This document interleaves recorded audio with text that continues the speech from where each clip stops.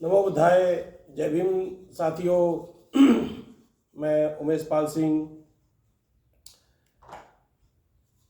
आखिर इस देश में क्या संविधान को पूरी तरह लागू किया गया? आखिर एक ही वर्ग के साथ इतना शोषण क्यों होता है? आखिर धर्म पर टिप्पणियां और प्रहार क्यों होते हैं? आखिर धर्मनिरपेक्ष ये देश क्यों नहीं बन पा रहा है जब ये संविधान में है? और क्यों संविधान के समस्त आर्टिकलों को लागू नहीं किया जा रहा है? आखिर क्यों संविधान लागू होने के लगभग 85 वर्ष बाद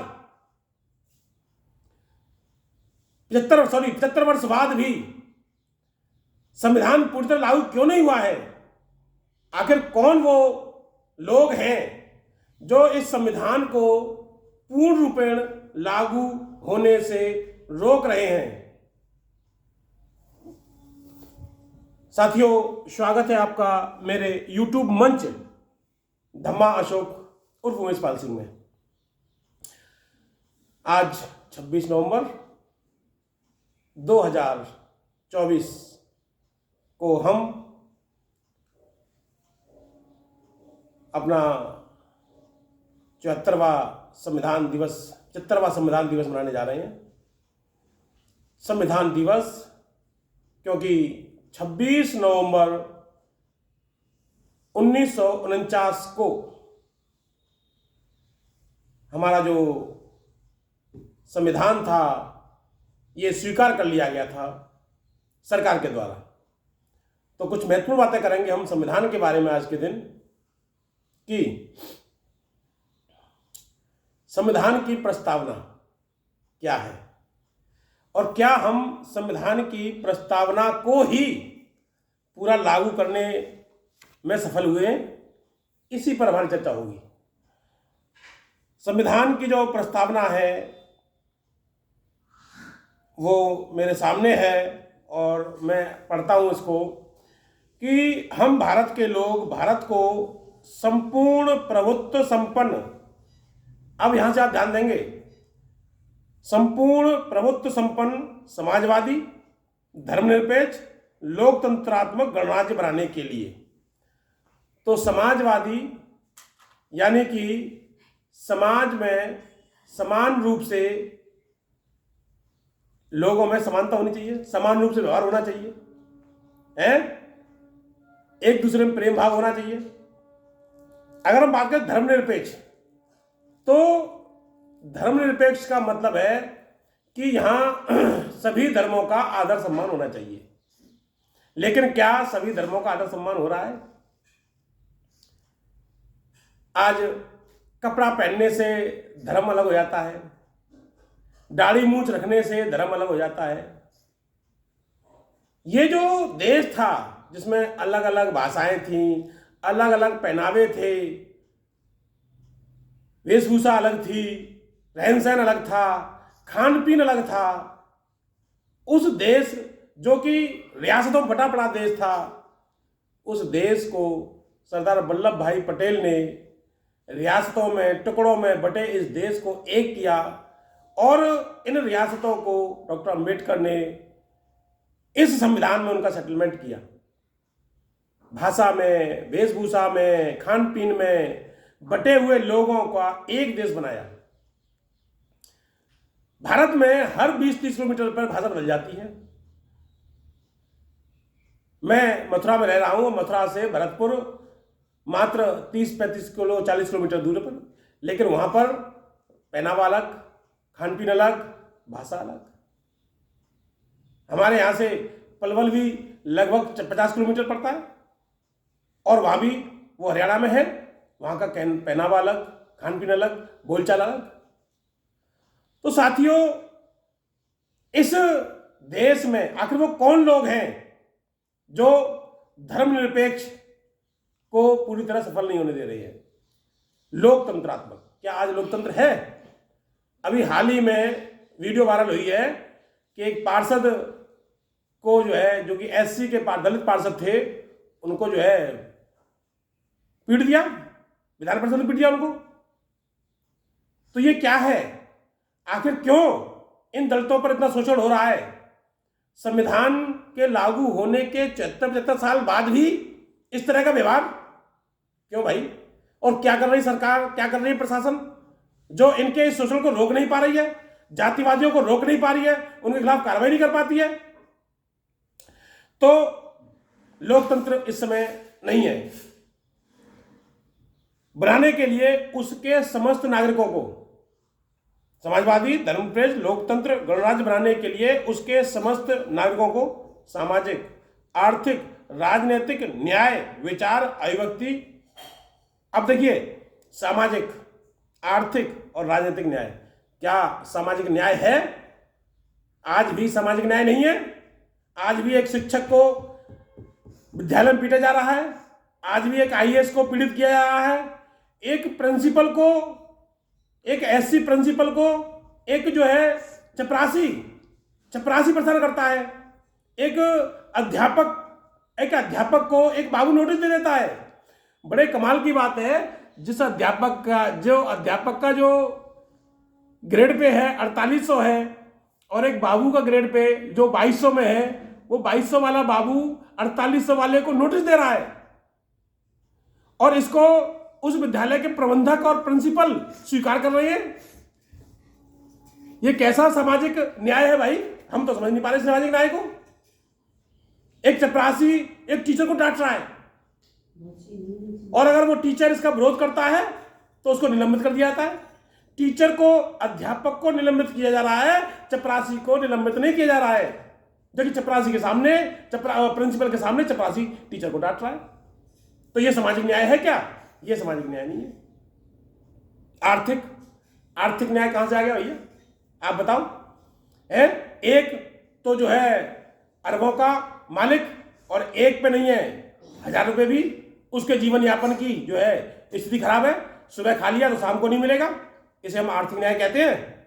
आखिर क्यों ये आर्थिक विषमताएं इतनी बनी हुई हैं, इसके बारे में हमें सोचना होगा। विचार, अभिव्यक्ति और धर्म और उपासना की स्वतंत्रता। विचार, अभिव्यक्ति, धर्म और उपासना की स्वतंत्रता। क्या आज विचारों की स्वतंत्रता है? आज सच्चाई बोलने पर लोगों को जेल बंद कर दिया जा रहा है। सत्य बोलने की आज आजादी नहीं है। और धर्म और उपासना, क्या बात कर रहे हैं आप धर्म की? आज मैं बौद्ध बनना चाहता हूं, वैचारिक बौद्ध हूं मैं, लेकिन सर्टिफाइड बौद्ध नहीं हूं, क्योंकि आज बौद्ध धर्म के सर्टिफिकेट जारी नहीं हो रहे हैं। जब धर्म की स्वतंत्रता है तो आखिर क्यों बौद्ध धर्म के सर्टिफिकेट जारी नहीं हो रहे हैं? ये देश जो कि 1200 वर्षों तक बौद्ध रहा, बौद्धों का शासन इस देश पर रहा, और जब तक इस देश पर बौद्धों का शासन रहा, ये देश कभी गुलाम नहीं हुआ। ये गुलाम कब हुआ? जब यहां से बौद्धों का शासन खत्म हुआ। इस देश में जहां बुद्ध पैदा हुए, इस देश जहां बुद्ध ने अपनी शिक्षाएं, अपने विचार, अपना धम्म फैलाया, जहां लोगों को मानवता, प्रेम, न्याय, बंधुता सिखाई बुद्ध ने, उस देश से इस धर्म को नष्ट कर दिया गया। आखिर कौन सी विचारधारा ने नष्ट किया? ये भी हमें सोचना पड़ेगा। उपासना की क्षमता, हम उपासना करना चाहते हैं, नमो तस्य भगवतो अरहतो सम्मा सम्बुद्धस्य, नहीं कर पा रहे हैं। आज नमो बुद्धाय करने पर, जय भीम करने पर लोगों को मारा जा रहा है, मूंछ रखने पर लोगों को मारा जा रहा है, लोगों के जो है मुंह में पेशाब किया जा रहा है। आप बताओ, बच्चे अगर किसी सबड़े खेत में टट्टी कर रहे हैं तो उन बच्चों को मार दिया जाता है। ये क्या है? ये कैसे देश में हम जी रहे हैं, और कैसा देश है ये? आखिर इस पर सोचने की जरूरत है। हम उसी भारत में लौटे जा रहे हैं जहां से बाबा साहब हमको निकाल के लाए थे। ये जरूरी है। प्रतिष्ठा और अवसर की क्षमता। अवसर कहां मिलते हैं भाई? अगर अवसर मिलते तो एक साइंटिस्ट को राजनीति में नहीं आना पड़ता। जी हां, मैं बात कर रहा हूं मानवर कांशीराम साहब की, जिन्होंने क्लास 2 की नौकरी छोड़ी साइंटिस्ट की और राजनीति में आई। अगर हमारे लोगों को अवसर मिलता तो इस देश का अलग ही नक्शा होता, विकास अलग ही होता इस देश को। जब जब इस वर्ग को, इस जाति के लोगों को मौका मिला है, उन्होंने इतिहास रचा है। जी हाँ, संविधान लिखने वाले परम पूज्य बाबा साहब थे। इस देश में जब संविधान कोई लिख नहीं पा रहा था, तब परम पूज्य बाबा साहब ने संविधान लिखा। 7 सदस्यीय कमेटी थी प्रारूप समिति की। उस 7 सदस्यीय कमेटी में से 5 लोगों ने तो काम किया ही नहीं। पूरा भार जो है बाबा साहब पर पड़ गया। इतिहास को पूरी तरह दबाया जा रहा है, हमको भी नहीं पता। अच्छा, एक चीज और, बाबा साहब ने निसंदेह सभी देशों का संविधान पढ़ा और संविधान को लिखा, लेकिन जो मूल कॉपी थी वो प्रेम बिहारी रायजादा जी ने लिखी। और हमने ये भी पढ़ा कि उसमें उन्होंने इसके लिए कोई शुल्क नहीं लिया। तो हम उनके साधुवाद उनको करते हैं कि उन्होंने इतना बड़ा काम किया, लेकिन ये इतिहास भी हमको नहीं पता था कि मूल कॉपी जो है प्रेम बिहारी रायजादा जी ने लिखी थी इसकी, जो है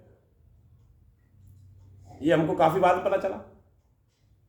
तो ये इतिहास जो है ये कौन दबा रहा भाई? इस इतिहास को व्यक्ति की और उन सब में अवसर की समता प्राप्त कराने तथा उन सब में व्यक्ति की गरिमा। अब बात करें व्यक्ति गरिमा, तो गरिमा कहां रही है व्यक्ति की? वो अपनी गरिमा से बहुत नीचे गिर गया है। नैतिक आचरण तो खत्म हो गया है लोगों का, ये समझ लीजिए। चाहे किसी भी डिपार्टमेंट में आप देखिए, नैतिक चरित्र का पतन हो रहा है, हनन हो रहा है, ये समझिए। राष्ट्र की एकता, अखंडता सुनिश्चित करने वाली बंधुता बढ़ाने के लिए, बंधुता कहाँ है? आज ये कहा जा रहा है कि समरसता होनी चाहिए, समानता नहीं होनी चाहिए, समरसता होनी चाहिए, समरसता होनी चाहिए, समानता नहीं होनी चाहिए।